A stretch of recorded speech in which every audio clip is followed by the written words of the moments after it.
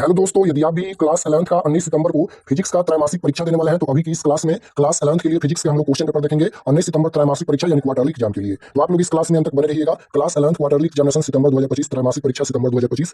ये quarterly exam के लिए फिजिक्स का क्वेश्चन पेपर है 19 सितंबर त्रैमासिक परीक्षा के लिए। तो फिजिक्स का विषय कोड 117 रहेगा और समय पूरा 3 घंटा मिलेगा एग्जाम के लिए। तो फर्स्ट क्वेश्चन यहाँ पर पूछा गया है कि सरल आवर्त गति में त्वरण समानुपाती होता है। बताना है कि सरल आवर्त गति में त्वरण समानुपाती होता है आवृत्ति के, विस्थापन के, या वेग के, या दोलन काल के। तो इसका आंसर क्या होगा? तो सरल आवर्त गति में त्वरण किसके समानुपाती होता है? तो याद रखिएगा विस्थापन के समानुपाती होता है। Right answer option number B हो जाएगा। सरल आवर्त गति में त्वरण समानुपाती होता है विस्थापन की। Option number B right answer. Last में हम आपको बताएंगे कि आप लोग क्वेश्चन पेपर ऑब्जेक्टिव सब्जेक्टिव कहां से डाउनलोड कर सकते हैं। 2 नंबर क्वेश्चन है, सरल आवर्त गति करती हुई वस्तु के एक वेग एवं त्वरण के बीच कलांतर होता है। बताना है कि सरल आवर्त गति करती हुई वस्तु के वेग एवं त्वरण के बीच का कलांतर कितना डिग्री का होता है? तो ये 180 डिग्री का होता है। Right answer option number C हो जाएगा। 3 नंबर क्वेश्चन है कि एक सरल आवर्त गति आयाम 5 सेंटीमीटर तथा आवर्तकाल 0.5 सेकंड का समीकरण है। समीकरण पूछा गया है। तो राइट आंसर 3 नंबर का हो जाएगा y बराबर 5 sin 4 πt। Option number C right answer. Question number 4 देखिए, 4 नंबर क्वेश्चन यहाँ पर पूछा गया है कि सरल लोलक आवर्तकाल होता है। तो सरल लोलक का आवर्तकाल होता है। तो राइट आंसर 4 नंबर का हो जाएगा t बराबर 2 pi root under l/g। Question number 5 है कि समान आवर्तकाल परंतु कलांतर π/2 के दो असमान आयाम वाली परस्पर लंबवत सरल आवर्त गतियों का परिणामी है। राइट आंसर ये हो जाएगा वृत्त। Option number A correct answer. 6 number question पूछा गया है,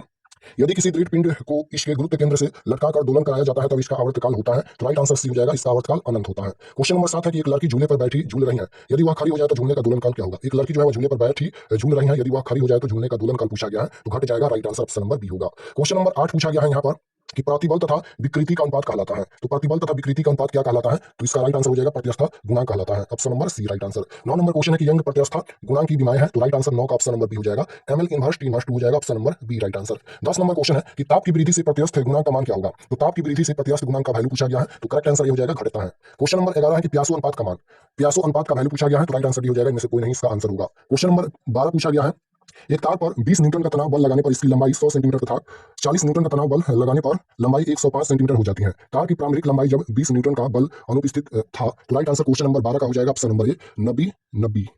11 नंबर क्वेश्चन है कि प्यासो अनुपात का मान है। तो प्यासो अनुपात का वैल्यू पूछा गया है। तो प्यासो अनुपात का वैल्यू 0 से 0.5 के बीच होता है। तो ऑप्शन में नहीं दिया गया है, तो इनमें से कोई नहीं इसका आंसर हो जाएगा। Option number D. Question number 12 पूछा गया है कि एक तार 20 न्यूटन का तनाव बल लगाने पर इसकी लंबाई 100 सेंटीमीटर तथा 40 न्यूटन का तनाव बल लगाने पर लंबाई 105 सेंटीमीटर हो जाती है। तार की प्रारंभिक लंबाई है जब 20 न्यूटन का बल अनुपस्थित था। तो राइट आंसर हो जाएगा 90 centimetre. Option number A right answer होगा 90 सेंटीमीटर। क्वेश्चन नंबर 13 है कि पूर्णतः कठोर वस्तु के लिए आयतन गुणांक होता है। तो पूर्णतः कठोर वस्तु के लिए आयतन गुणांक पूछा गया है। तो राइट आंसर 13 नंबर का ऑप्शन नंबर बी हो जाएगा, 0 यानी 0 होता है। 14 नंबर क्वेश्चन है कि एक तार की लंबाई l मी अनुप्रस्थ काट का क्षेत्रफल a वर्ग किलोमीटर तथा घनत्व ρ किलोग्राम प्रति घन मीटर है। इसे सीधे लटका दिया जाता है। यदि वस्तु का यंग गुणांक y पास्कल हो तो अपने ही भार के कारण तार का फैलाव क्या होगा? तार का फैलाव पूछा गया है। तो 14 नंबर क्वेश्चन का right answer option number C हो जाएगा। नोट कर लीजिए, यहाँ पर सी इसका करेक्ट आंसर होगा। क्वेश्चन नंबर यहाँ पर 15 पूछा गया है कि 2 मीटर लंबे 10⁻⁻6 मीटर स्क्वायर अनुप्रस्थ काट के क्षेत्रफल वाले तार में 1 मिलीमीटर की वृद्धि के लिए किया गया कार्य है। इतना ये वैल्यू दिया गया है। तो राइट आंसर 15 नंबर का ऑप्शन नंबर डी हो जाएगा, 5 जूल इसका आंसर आएगा। क्वेश्चन नंबर 16 पूछा गया है कि एक तार का व्यास 2/√π सेंटीमीटर है, इसकी लंबाई दुगुनी करने के लिए आवश्यक बल 2 × 10⁻7 न्यूटन है। तार का यंग गुणांक क्या होगा? तार का यंग गुणांक पूछा गया है। तो राइट आंसर बी हो जाएगा यहाँ पर 2 × 10⁻11 न्यूटन मीटर इनवर्स 2 हो जाएगा, यानी न्यूटन प्रति मीटर स्क्वायर बोल सकते हैं। ऊपर में जाएगा तो यहाँ पर ये हो जाएगा स्क्वायर में। तो यहाँ पर 2 × 10⁻11 न्यूटन मीटर इनवर्स 2 हो जाएगा। क्वेश्चन नंबर 17 है कि पृष्ठ तनाव की उत्पत्ति का कारण है।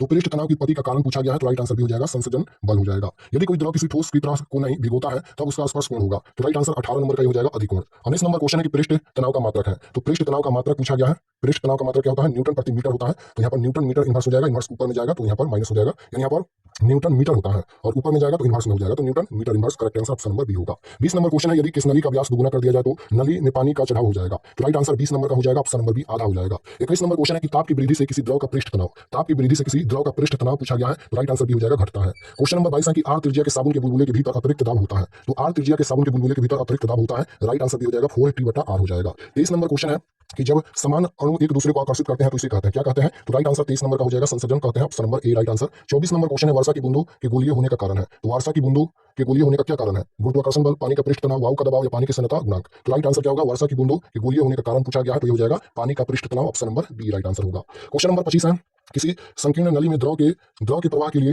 रेनॉल्ड्स संख्या का मान होता है। तो राइट आंसर 25 का सी हो जाएगा यहाँ पर 1000। क्वेश्चन नंबर 26 है कि सन्यता गुणांक का एसआई मात्रक है। तो सन्यता गुणांक का एसआई मात्रक पूछा गया है। तो kilogram metre inverse second inverse हो जाएगा। Option number B right answer. 27 number question है कि ताप की वृद्धि के साथ अधिकांश द्रवों की सन्यता गुणांक है। तो राइट आंसर ए हो जाएगा घटती है। 28 नंबर क्वेश्चन पूछा गया है कि श्यान द्रव से होकर गिरते जब समय जब 8 त्रिज्या वाली इस्पात की एक गोली चरम वेग भी प्राप्त कर लेती है तब श्यान रोध समानुपाती होता है। तो राइट आंसर 28 नंबर का ऑप्शन नंबर ए हो जाएगा बी आर। 29 यदि वर्षा की दो बूंदों के अंतिम योगों का अनुपात 1:4 है तो उनके द्रव्यमानों का अनुपात क्या होगा? राइट आंसर सी हो जाएगा 1:8 हो जाएगा। क्वेश्चन नंबर 30 पूछा गया है कि बर्नौली का प्रमेय आधारित है। बर्नौली का प्रमेय किस पर आधारित है? संवेग संरक्षण के सिद्धांत पर, या ऊर्जा संरक्षण के सिद्धांत पर, या द्रव्यमान संरक्षण के सिद्धांत पर, या कोणीय संवेग संरक्षण के सिद्धांत पर। तो बर्नौली का प्रमेय किस पर आधारित है? राइट आंसर याद रखिएगा ऊर्जा संरक्षण के सिद्धांत पर आधारित है। राइट